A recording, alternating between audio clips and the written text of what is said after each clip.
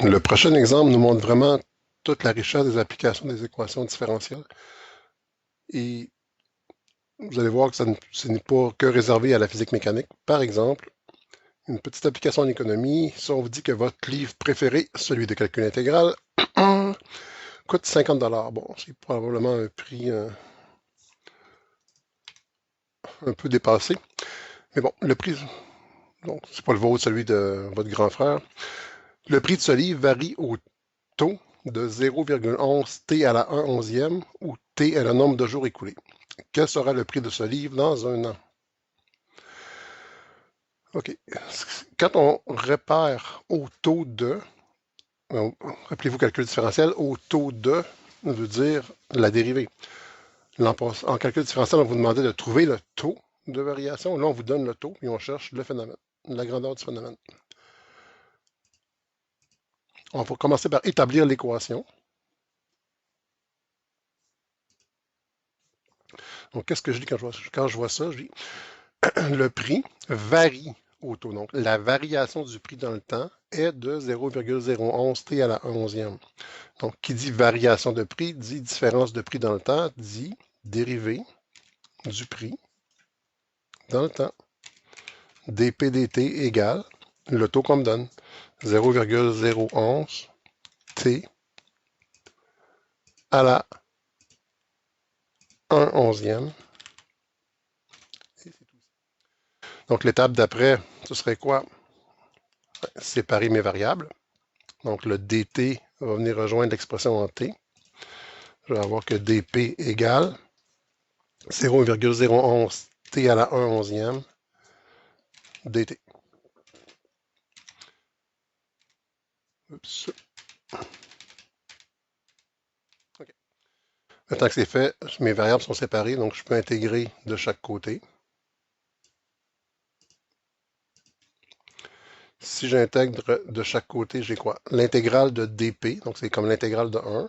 Ça me donne la variable qui est p, égale l'intégrale de 0,011 t à la 11e. Je pourrais sortir la constante multiplicative. Donc j'ai 0,011 fois l'intégrale de t à la 11e qui va être t à la 1 onzième plus 1, donc à la 12 onzième sur 12 onzième, plus une constante d'intégration. Maintenant, j'utilise les conditions que je connais. Je sais qu'initialement, le prix valait 50 $. Donc, actuellement, au temps 0, le prix est de 50 $. Donc, t égale 0 implique que p égale 50.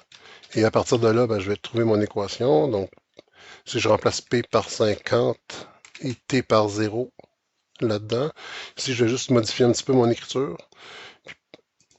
Je pourrais l'écrire en fraction, mais on va se garder ça quand même assez simple.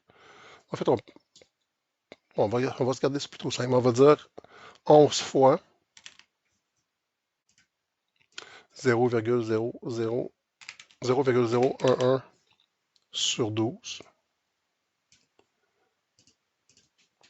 Ça fait pas vraiment une belle fraction quand on veut l'écrire de façon simple. On va le garder comme ça vu qu'on veut tout simplement l'utiliser pour faire un calcul. Fois ça ici. Donc là, le temps va valoir 0.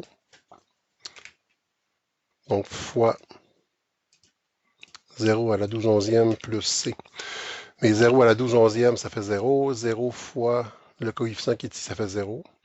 Donc j'ai que 50 égale 0 plus c, ce qui implique que c égale 50. Maintenant que je connais mon c, je peux écrire mon équation. Je vais la prendre sous cette forme-là ici. Le prix en fonction du temps est donné par 11 fois 0,011 divisé par 12 fois t à la 12 onzième plus 50. Puis ça va me permettre, donc ça c'était ma fonction, donc p de t égale ça. Et là, je peux répondre à la question qu'on me pose. On me demande Quel sera le prix de ce livre dans un an? On va prendre une année standard de 365 jours. Et T, ici, est le nombre de jours écoulés. Donc, T est en jours. Un an, 365 jours, égale. Je reprends ma fonction, mais je remplace T par 365.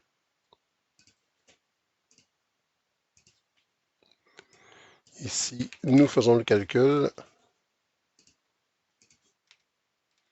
11 fois 0,011 divisé par 12 fois 365 à la 12/11e plus 50, on arrive à environ 50,9 $.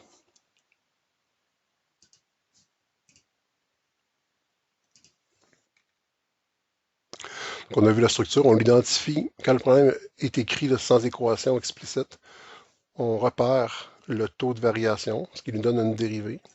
On pose notre problème, donc le taux de variation égale ce à quoi il est égal. On sépare les variables, on intègre avec la condition initiale, ou quelque chose que je connais. Donc, pour les deux variables en même temps, je peux déterminer la valeur du C. Je finalise mon équation, je réponds à la question qu'on me demande initialement.